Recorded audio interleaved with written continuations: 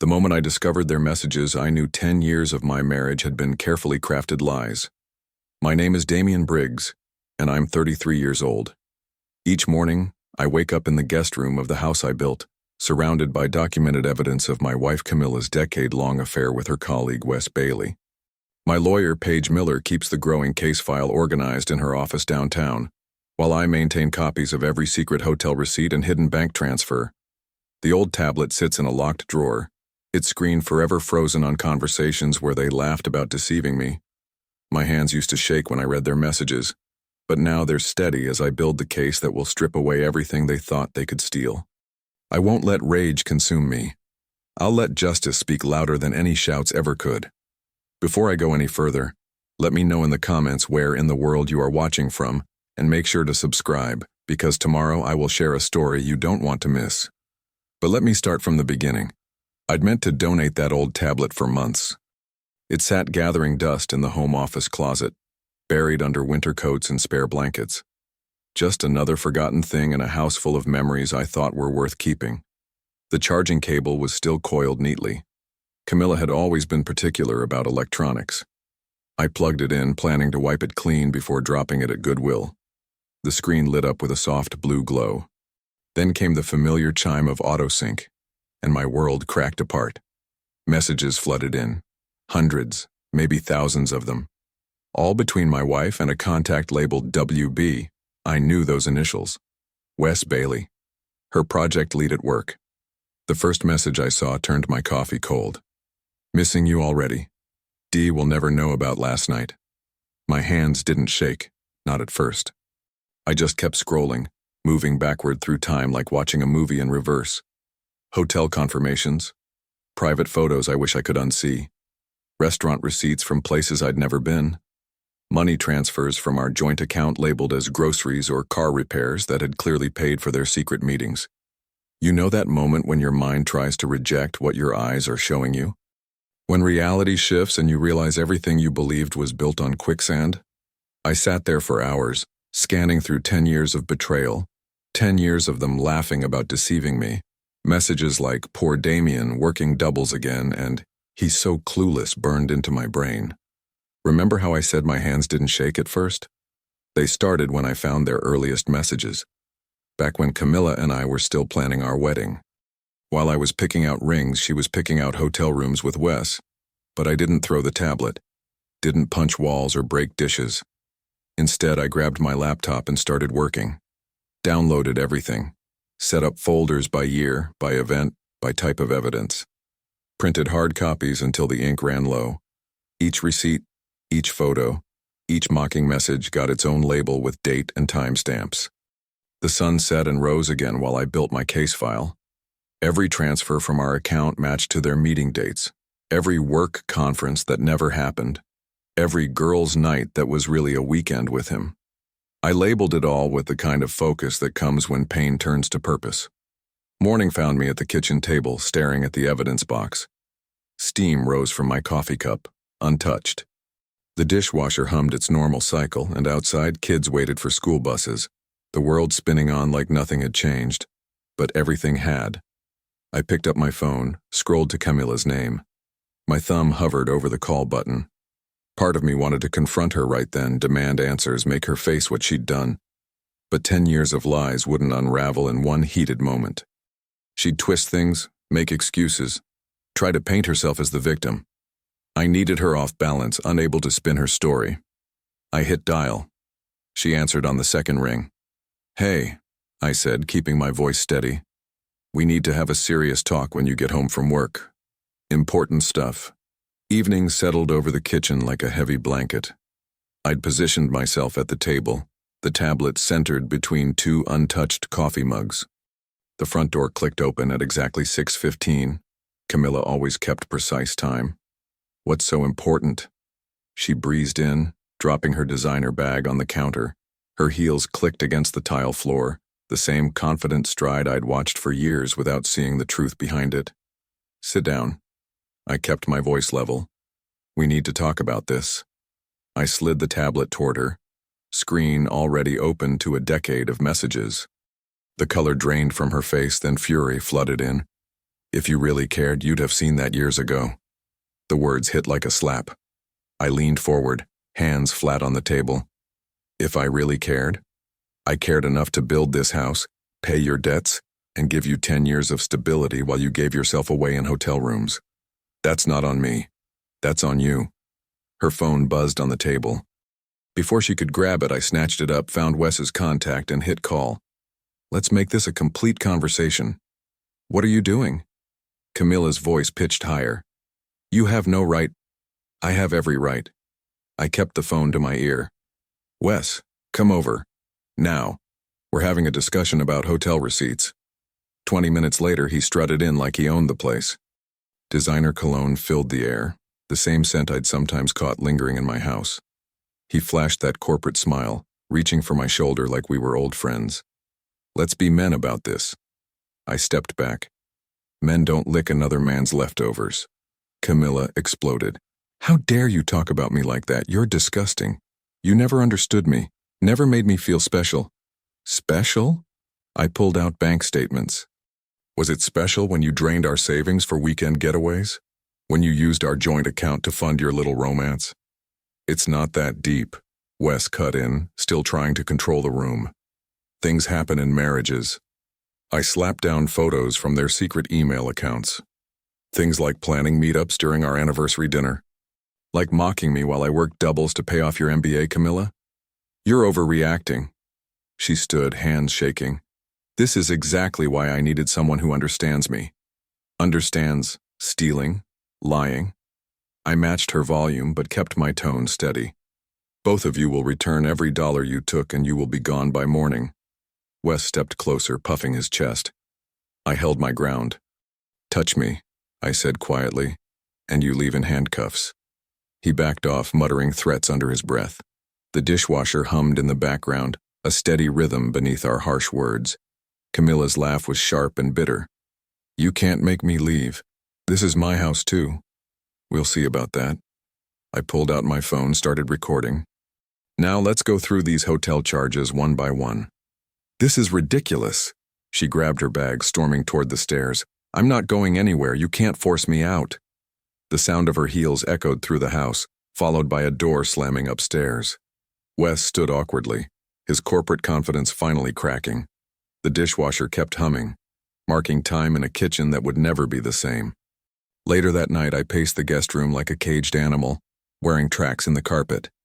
The evidence box sat under the bed, a cardboard archive of betrayal that felt both too heavy and not heavy enough. My phone weighed in my hand as I scrolled to Paige's number. She answered on the second ring. Paige Miller. I need your help. My voice cracked, but I pushed through. My wife's been having an affair. 10 years. I have proof. Messages, receipts, everything. She won't leave the house. Paige's tone shifted from professional to laser-focused. Stop pacing, Damien. Sit down. I sank onto the bed, surprised she'd known. Tell me about the financial trail. I outlined the joint account withdrawals, the hotel charges, the secret weekend trips labeled as work conferences. Paige listened, occasionally asking for clarification on dates and amounts. First step, freeze those joint accounts. Tonight. Right now. Keys clicked in the background as she typed. Tomorrow morning, I want you to document every asset, bank statements, investment accounts, retirement funds. We need to prove dissipation of marital assets. The familiar scent of old leather and wood polish drifted up from downstairs, the desk where I'd stored our important papers. I've got a safe with documents. I'll move them first thing. Good. Keep recording any interactions. Stay calm. Stay focused. Paige's voice hardened. And Damien, don't leave that house. It's half yours. Morning brought a flurry of activity. I contacted 3 banks, set up alerts for any transactions over $100, and retrieved everything from the safe while Camilla was in the shower. My hands shook as I called Archie. I need your tech expertise, man. I explained about the tablet, the messages, the decade of digital deception. Jesus. Archie exhaled slowly. I'll check for hidden backups, metadata on those photos. Give me a day. The local coffee shop felt safe, neutral ground to meet Desiree. Sun streamed through wide windows as I slid into our usual booth. My sister took one look at my face and set down her latte. What happened? I told her everything. The tablet, the confrontation, Camila's refusal to acknowledge what she'd done. Desiree's eyes widened, then narrowed. That calculating witch. She reached across the table, gripping my hand. But you need to stay strategic. No emotional decisions. I know, I squeezed back. I'm trying. The hardest conversation waited in a cluttered garage across town. Camila's father stood at his workbench, hands stained with motor oil. I placed the stack of papers between his socket wrenches. Sir, my voice stayed steady. You need to see this. He read slowly, methodically. Hotel receipts from cities where Camila claimed to be visiting friends. Bank transfers that matched secret rendezvous dates. Message threads mocking our marriage. Minutes ticked by. The garage smelled of metal and gasoline. Finally, he looked up. His eyes had aged 10 years in 10 minutes. She'll have to own it, he said, voice barely audible over the hum of his ancient refrigerator. Back home, dusk painted long shadows across my desk. I flipped through color-coded files, red for financial evidence, blue for digital trails, green for witness statements. Each tab and highlight represented another nail in the coffin of my marriage. Somewhere upstairs, a door closed. Camila's heels clicked across hardwood. I whispered to the empty room. She's going to fight this legally. I hauled 3 heavy binders into Paige's office early Monday morning. The weight felt right, like carrying the truth itself. She cleared her polished desk with one sweep, making space for our war counsel. This is impressive, Paige said, flipping through my color-coded tabs. Most clients bring me shoeboxes of crumpled receipts. You've given me ammunition. The morning sun cast long shadows across her desk as she outlined our strategy. We're going to prove 3 things: dissipation of marital assets, systematic deception, and your credibility as the wronged party. No emotional outbursts, no social media venting, just facts. My phone buzzed. A court filing notification. She beat us to it. Paige read the screen and snorted. Of course she did. Temporary alimony request and exclusive use of the house. Classic defensive move. She tapped my binders. But she doesn't know what we have. Back at my desk at work, Archie's message lit up my phone. Found something big. Meet me. 30 minutes later, we hunched over his laptop in an empty conference room. See these location tags? He pointed to a string of dates. Every girls' trip, she claimed. Perfect matches to work summit schedules where Wes presented. Digital breadcrumbs, man. I remembered those weekends, me doing house repairs while she supposedly bonded with friends. The betrayal tasted metallic, like blood from a split lip. Desiree came over that evening, armed with takeout and determination. You need to practice, she insisted, setting up mock conversations in my kitchen. When you tell the families, you have to stay composed no matter what. We rehearsed for hours. Every time my voice shook with anger, she made me start over. Again, calmer. You're not the bad guy here. Act like it. The next day, I sat across from Camila's mother in her sunny breakfast nook. Everything looked so normal. Her collection of ceramic birds, the wind chimes tinkling outside. I spread out the documents carefully, like laying down cards in solitaire. I wanted you to hear it from me, I began, just as Desiree and I had practiced. And I wanted you to see the proof. Her hands trembled as she read. The clock ticked. A neighbor's dog barked. Finally, she looked up, her face ashen. 10 years? 10 years, I confirmed softly. Back at Paige's office, she had news of her own. Wes was her project lead, direct supervisory authority. Their HR policy explicitly forbids relationships in the chain of command. She smiled grimly. We're filing a formal complaint. We spent hours crafting the report. Clean, professional, devastating. Every hotel receipt matched to every fake conference. Every inappropriate message documented with timestamp and metadata. No emotional language, just facts that would make any HR department sit up straight. That night I sat alone on the courthouse steps, tomorrow's hearing looming like storm clouds. My notes felt flimsy in the evening breeze. Somewhere in this building, A judge would soon look at our evidence and decide if I was telling the truth. Would the careful documentation be enough? Or would Camilla's tears prove more convincing than my spreadsheets? A security guard passed by, keys jingling. "Building's closing, sir." I nodded, gathering my papers. In 12 hours, I'd know if all this preparation would pay off. The courthouse hallway buzzed with whispered conversations as Paige and I waited outside courtroom B. She carried our evidence binder like it held classified documents. In a way, it did. "Remember," she murmured, "let the facts speak. No matter what Camilla says." The bailiff called our case.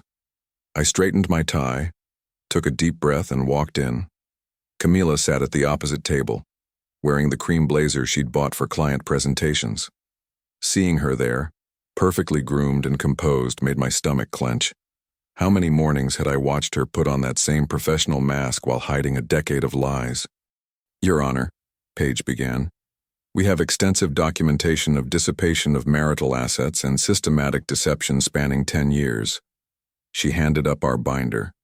The judge's eyebrows lifted at the color-coded tabs, each one marking another betrayal. Bank statements, hotel receipts, text messages, all tied together in neat spreadsheets that tracked every dollar Camilla had funneled into her secret life. "If you'll turn to Exhibit C," Paige continued, "you'll see how each hotel charge corresponds to supposed business trips, with text messages confirming these were actually rendezvous with Mr. Bailey." Camilla's attorney tried to object, claiming invasion of privacy. The judge waved him off, studying our timeline with narrowed eyes. "And the audio recordings?" he asked. My hands steadied as Paige played the clips from that night in my kitchen. Camilla's voice cold and dismissive. "If you really cared, you'd have seen that years ago." The sound of papers sliding across wood. My measured responses, never raising my voice despite the provocation. The judge listened, making notes. When the last clip ended, silence filled the courtroom like smoke. "Mrs. Briggs," he said finally, "I find your conduct deeply troubling. The evidence shows clear dissipation of marital assets and calculated deception." He turned to me. "Mr. Briggs, you'll retain possession of the marital home. All joint accounts are to remain frozen pending final orders. And I'm denying the request for temporary alimony." Relief flooded through me like sunshine after rain. Across the room, Camilla's perfect mask cracked. She glared at me with naked hatred while Wes studied his expensive shoes. I walked out into actual sunshine, squinting at its brightness. For the first time since finding that tablet, I felt something close to peace. A week later, Archie texted, "Check your email now." HR's decision landed in my inbox with a soft ping. Both Camilla and Wes suspended pending review. Professional consequences finally catching up to personal ones. That night, Archie insisted on taking me to dinner. "To karma," he toasted, raising his water glass, "and to friends who keep meticulous records." I managed a real smile. "It's just round one."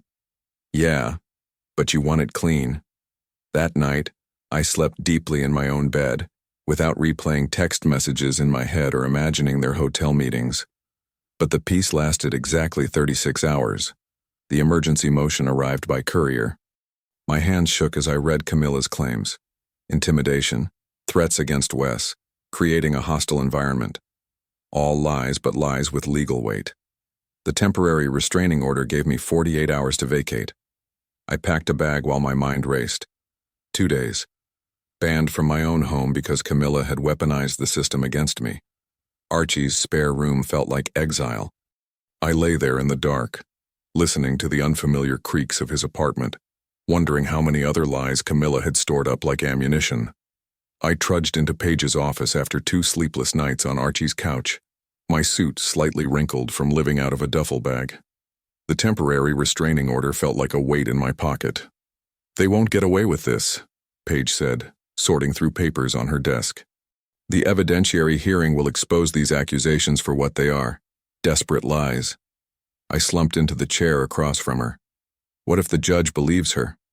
That's why we're bringing in reinforcements. Paige tapped a business card. "I've hired Sonny Kim, forensic accountant. He's already tracking the money trail." Within days, Sonny's findings landed on Paige's desk. Beyond the hotel charges we'd already documented, He'd uncovered a pattern of cash withdrawals tied to a storage facility across town. The unit was registered in Camilla's name, paid monthly in cash drawn from our joint account.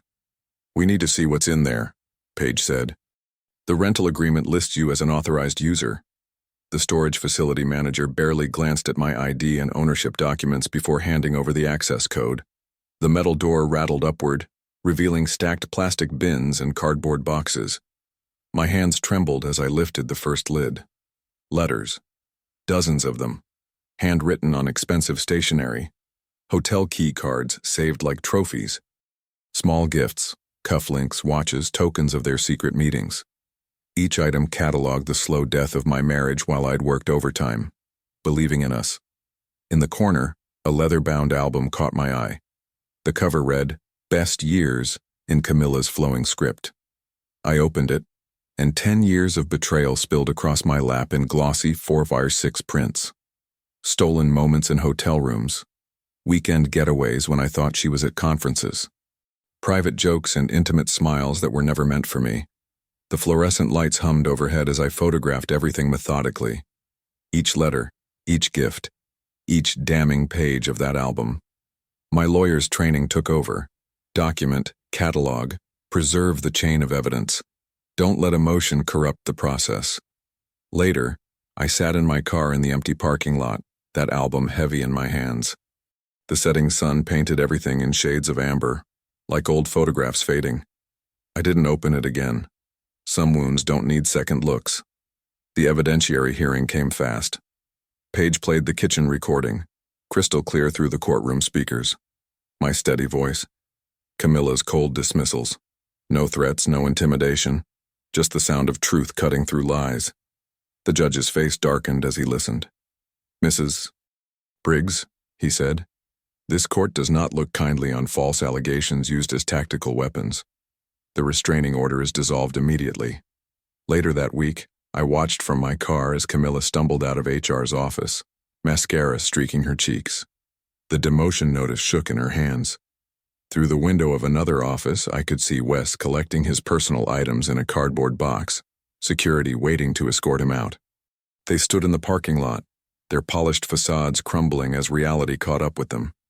10 years of secrets exposed to fluorescent office lights, careers damaged, reputations shattered. I kept my hands steady on the steering wheel, refusing to look away. Let them cry. Let them face what they'd built. I wouldn't waste any more emotion on their theater of consequences. The morning sun filtered through the courthouse windows as I straightened my tie, watching other cases filter through security. Paige stood beside me, radiating quiet confidence as she reviewed her notes one last time. "The dissipation argument is solid," she said, tapping our main exhibit binder. 10 years of diverted marital funds all documented. The judge won't have to work hard to connect these dots. I nodded, remembering all those double shifts I'd worked while Camilla drained our accounts for her secret life. It ends today. The courtroom doors opened at exactly 9. Camilla swept in wearing a conservative black dress, her lawyer trailing behind with a thin folder that looked amateur next to our detailed exhibits. I noticed the empty chair where Wes should have been, his absence speaking volumes about their so-called great love story. "All rise," the bailiff called. Judge Harrison settled into his chair, glasses perched low as he reviewed the morning's docket. I'd seen that same measured expression during our earlier hearings. He was a details man. That worked in our favor. Paige opened strong, laying out the systematic betrayal in precise dollar amounts. "Your Honor, over 10 years, Mrs. Briggs diverted approximately $97,000 of marital funds to support her extramarital relationship. The evidence unfolded like chapters in a book. Storage unit receipts, hotel confirmations, cash withdrawals that aligned perfectly with their secret meetups." When Paige introduced the photo album from the storage unit, Camilla's face tightened. "Mrs. Briggs," Judge Harrison interrupted. "These dates correspond directly with business trips you claimed were work-related. Can you explain that?" Camilla's chin lifted. "I was unhappy," she said, as if those 3 words could erase a decade of lies. "Damien was always working. I felt invisible." The familiar surge of anger rose in my chest, but I kept my voice steady when Paige called me to testify. I worked those hours to build our future, I said, meeting Camilla's eyes directly. Being unhappy isn't a license to steal 10 years of someone else's life. Judge Harrison removed his glasses, rubbing the bridge of his nose. I've heard enough about unhappiness being used to justify deception. The evidence of financial misconduct here is overwhelming. The ruling came down like hammer strikes. The house would stay with me. 70% of our savings would be awarded to offset the documented waste. Camilla's alimony request was denied permanently. I watched Camilla's shoulders cave as each decision landed. Her lawyer scribbled furiously, but we all knew appeals would be pointless. The documentation was too thorough, the betrayal too complete. When Judge Harrison finished, the gallery began to clear. Camilla remained frozen at the defense table, staring at nothing. I exhaled slowly, feeling the weight of 10 years finally lift. No more lies, no more pretending, no more watching my life burn while others warmed themselves at the flames. It was done. The courthouse steps were already cooling in the evening shadows when Paige and I shook hands outside. Her grip was firm, grounding, the same steady presence that had guided me through months of calculated justice-seeking. "Thank you," I said, meaning it more than those 2 words could carry. "For everything." She adjusted her glasses with a small smile. "You did the work, Damien. I just gave it structure." The drive home felt different this time. No tension in my shoulders, no rehearsed arguments playing in my head. Just the familiar streets leading to a house that was finally, legally, mine alone. I pulled into the driveway as the last rays of sunlight caught the windows. The locksmith's van was already waiting, right on time. I'd scheduled him weeks ago, confident in today's outcome. He made quick work of the locks while I stood in the doorway, watching the old cylinders come out. Each new deadbolt clicked into place with satisfying finality. Once the locksmith left, I walked through the quiet rooms. My fingertips traced the banister I'd spent weekends sanding and staining years ago. The wood felt smooth, honest, something I'd built with my own hands that couldn't be tainted by lies. I remembered the pride I'd felt getting those splinters, that smell of fresh varnish. Now it was just mine, earned twice over. Morning came with purpose. I dragged old boxes from the spare bedroom, sorting what to keep and donate. The room had good bones, solid hardwood floors under the carpet, decent natural light. A proper office, I decided. Somewhere to rebuild. The evidence box went up on a high shelf last. Not hidden, but not central either. Just present enough to remind me what survival looked like. Each manila folder inside held a chapter of deception, but they'd served their purpose. Now they were just paper. Over the next few weeks, I worked with Paige's office to liquidate everything from the storage unit through her trust account. Each item sold felt like shedding weight. The money went straight to clearing the last debts, my debts now, but manageable ones. Desiree showed up that first Sunday with a lasagna and determination. "You're not eating alone anymore," she announced, bustling past me into the kitchen. The familiar scent of our mom's recipe filled the house, chasing out stale memories. "You don't have to check on me," I said, but I was already getting plates down. She shot me a look. "It's not checking. It's family." Running became my anchor in the mornings. 5 miles before work, watching the sun rise over suburban streets. The steady rhythm of feet on pavement helped quiet the echoes of courtroom arguments and years of lies. Each mile marked distance from what was into what could be. Late one night, I lay in bed listening to the house settle. No phantom conversations haunted the hallways. No hidden messages buzzed in forgotten tablets. Just the soft sounds of a home at peace. My home, won back through patience and truth. Sleep came easier now, with nothing left to prove, and no battles left to fight. 6 months had passed since I'd changed those locks. The kitchen buzzed with the sound of Desiree chopping vegetables while I stirred sauce on the stovetop. These Sunday dinners had become our ritual. No drama, no court updates, just siblings sharing meals and normal conversation. "Did Mom tell you about the new puppy?" Desiree asked, sliding diced onions into a bowl. I laughed. "The one Dad swore they'd never get?" "Yeah, she sent about 50 pictures." The simple exchange felt like victory. We could talk about dogs and garden plans instead of lawyers and evidence. I'd started sleeping through the night again, my mind no longer racing through decade-old text messages or bank statements. The house felt like shelter rather than a crime scene. Last week I'd run into George from accounting at the grocery store. He'd shifted uncomfortably before sharing what everyone at the old office knew. Camilla was barely hanging on in a tiny sublet across town. Her demotion and disciplinary record had locked her out of the better-paying positions she'd once considered beneath her. The rent ate most of her reduced salary, leaving her scrambling for side gigs just to keep the lights on. Wes had fared even worse. His termination for cause had spread through industry circles like poison. No one would touch him with that fraternization violation on record. He bounced between temp jobs and relatives' spare rooms, his polished image crumbling with each rejection. The man who'd once swaggered into my kitchen now begged cousins for couch space. "Remember that storage unit?" Desiree asked suddenly, pausing with her knife over a carrot. "The one with all their love letters?" I nodded. "What about it?" "Katie from HR told me something interesting." She resumed chopping.